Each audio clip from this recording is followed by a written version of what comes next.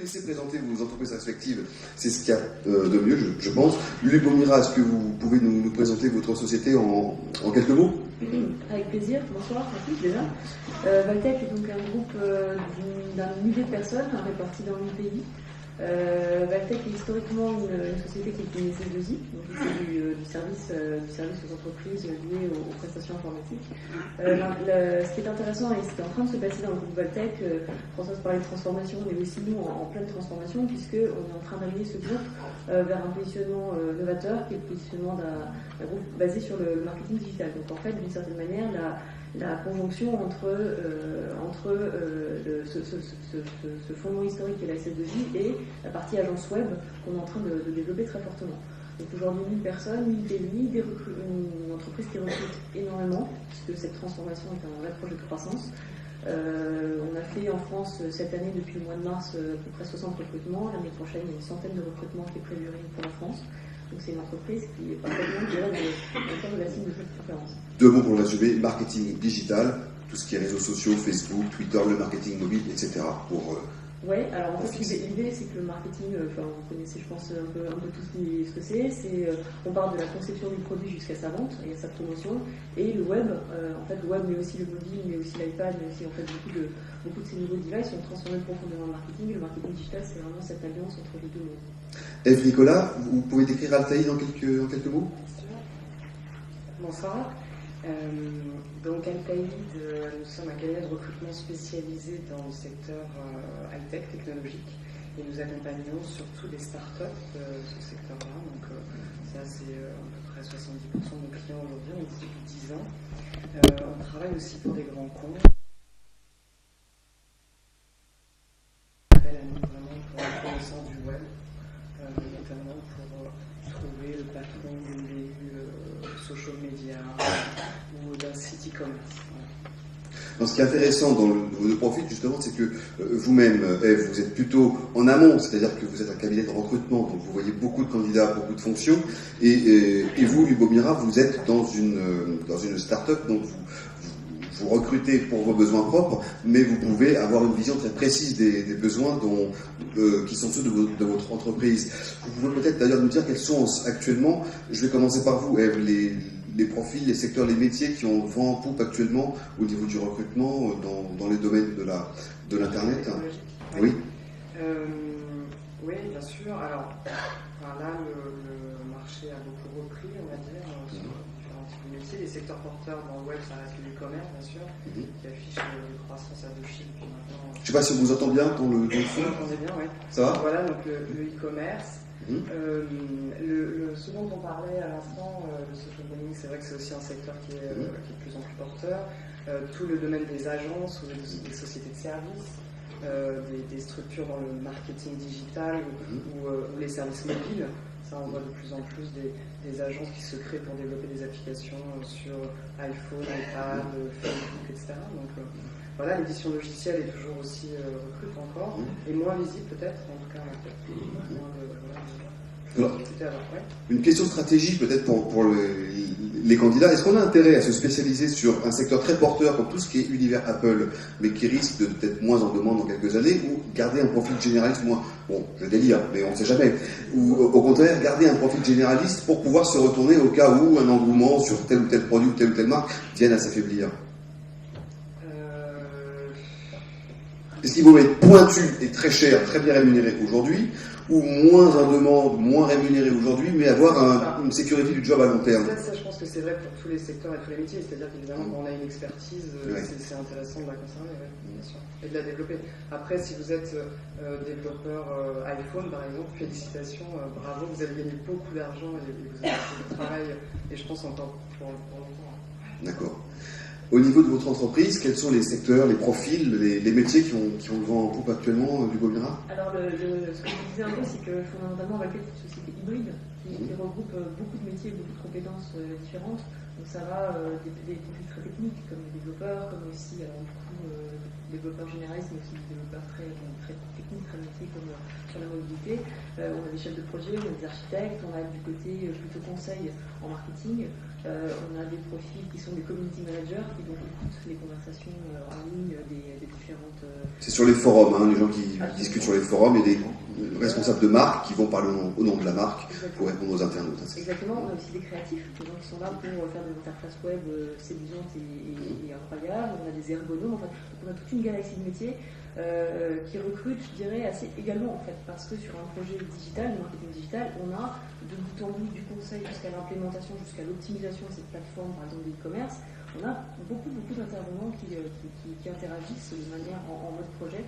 Donc nous, les grands pôles de recrutement, c'est surtout évidemment les développeurs, notamment sur la partie mobilité, c'est évidemment un axe dramatique, comme nous disons, un axe très fort. On a sur la partie analytics, donc en fait ce qui est intéressant dans les canaux du web et du mobile, c'est que en fait, analytics, c'est quoi en deux mots? Justement, ce que j'essaie d'expliquer, on peut tracer finalement le comportement en temps réel des internautes et des utilisateurs, ce qui permet d'avoir beaucoup de renseignements sur eux et qui permet du coup d'avoir une intelligence client qui permet du coup de générer des leads, de générer du cross-selling comme François s'appelle. Ils ont cliqué ici, ils ont cliqué là, ils sont revenus en arrière. Donc tout ça se suit. C'est tout un département chez nous qui s'appelle Analytics et qui est très important. Le cross-selling, c'est quoi? J'ai acheté un produit X et du coup, je peux acheter dans une gamme de produits ou dans une gamme de produits différente un produit Y. C'est Amazon qui vous propose, si vous avez aimé Zola, vous aimerez aussi Flaubert, et hop, on vous propose des bouquins de Flaubert, c'est ça? D'accord. Au niveau des cadres, est-ce qu'on s'oriente dans une logique de projet, c'est-à-dire ça va durer 3 mois et après on fait saute-mouton, on cherche autre chose, ou est-ce qu'on peut encore miser sur le long terme? Alors, chez Valtech, la spécificité de Valtech France, en tout cas, c'est qu'il y a plus de 90% de cadres. Donc, c'est quelque chose qui est assez signifiant. Deux réponses à votre question. On est en mode projet pour nos clients. Ce sont des projets qui durent plus ou moins longtemps en fonction des besoins d'accompagnement de nos clients. Ce qui ne veut pas dire que les gens sont là en mode projet. Les gens sont là sur la durée parce que c'est des métiers qui sont nouveaux, c'est des métiers qui sont très dynamiques, c'est des métiers qui changent beaucoup. Donc on a un vrai besoin aussi d'investissement dans ces profils. Donc on a tout intérêt à bien les recruter et à les garder. D'accord. Au niveau des processus de recrutement, quelles sont les spécificités du recrutement dans le domaine de l'Internet ou des hautes technologies? Est-ce qu'il y a des rites qui sont différents? Est-ce qu'il y a des compétences? Comment ça se passe au niveau du processus par rapport à une entreprise normale, entre guillemets? Alors, je vais laisser Eve s'exprimer sur les réseaux sociaux parce que je pense que c'est pas très bien. Nous, on utilise chez Valtech beaucoup les réseaux sociaux parce qu'une grande partie, la totalité des profils qu'on recherche sont soit sur LinkedIn, soit sur Facebook, soit sur Twitter, soit sur les réseaux sociaux. Donc, on utilise beaucoup, mais ça, je pense qu'elle Viadeo, etc. expliquera très bien. Nous, on utilise aussi un autre outil qui est très important, qui est la cooptation, en fait. Utiliser finalement nos ressources internes, puisqu'a priori, on leur fait confiance, pour qu'elles puissent, elles, nous amener d'autres collaborateurs qui pourraient être intéressés à nous rejoindre. Il y a une incentive pour les cooptations qui s'élève à combien? Comment ça se passe? 1 million d'euros. 1 million d'euros quand même. Hein. Quand le recrutement est fait, bien sûr. C'est pas ça. Très bien. Oui, Eve, donc comment ça se passe chez vous au niveau du processus de recrutement ou chez vos clients d'ailleurs? Oui, alors nous on travaille aussi également beaucoup avec les réseaux sociaux, on l'a fait depuis qu'ils existent en France. C'est à peu près 70% de nos recrutements aujourd'hui quand même, qui viennent par via là. Donc réseaux sociaux, j'entends Viadeo et LinkedIn qui sont des réseaux où on va chercher les gens, mais aussi des Twitter ou voire des Facebook, où là on ne va pas chercher des gens sur Facebook aujourd'hui, parce que ça reste de l'ordre du privé, mais néanmoins un cabinet comme le nôtre et de plus en plus d'entreprises aujourd'hui évidemment ont des pages et publient leurs emplois, etc.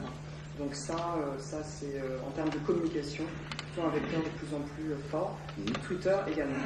Vous regardez le profil des candidats sur Facebook par exemple? Alors nous on est Altaïd, on est c'est le gros fantasme, voilà. Nous, en l'occurrence, Altaïd, on fait partie d'une association de lutte contre les discriminations, qui s'appelle À compétences égales. On a travaillé à la charte de comment on recrute via les réseaux sociaux. Donc, on est assez sensibilisé à ça. On travaille, on essaie d'évaluer la compétence. Googliser quelqu'un, c'est intéressant, mais c'est aussi alimenter un certain nombre de préjugés, alors que voir quelqu'un en face à face, c'est aussi bon. Après, c'est évident qu'aujourd'hui, dans un secteur comme le nôtre, un candidat qui n'a pas de profil LinkedIn, par exemple, c'est quand même suspect, évidemment. On est sur de l'IT, je travaille pour des startups. Ah, carrément. Voilà.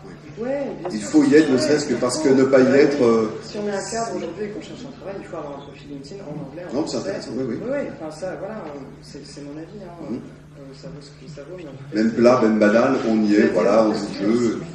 Par exemple, moi personnellement, je ne tweete pas, c'est pas quelque chose qui m'intéresse. Mais Altaïr le fait, mon patron le fait, et si quelqu'un ne connaît pas, voilà, c'est des sujets qu'on évoque. Aujourd'hui, un directeur marketing dans une start-up ou une boîte technologique utilise Twitter, bien sûr. C'est beaucoup plus rapide qu'avant avec Internet, le recrutement, ou finalement ça reste la durée reste la même. C'est quand même, on est quand même sur des outils. C'est pas plus, enfin, un environnement start-up recrute rapidement parce qu'il est en croissance forte et qu'il est rapide. Mais quand on travaille pour des grands comptes, on reste sur des process avec 5, 6, 7, 10 entretiens pour des groupes américains, par exemple. Au niveau des entreprises et de leur organisation, qu'est-ce qui change au niveau des postes de travail, au niveau de l'organisation? Qu'est-ce qu'Internet a changé dans vos deux entreprises respectives? Lubomira, oui.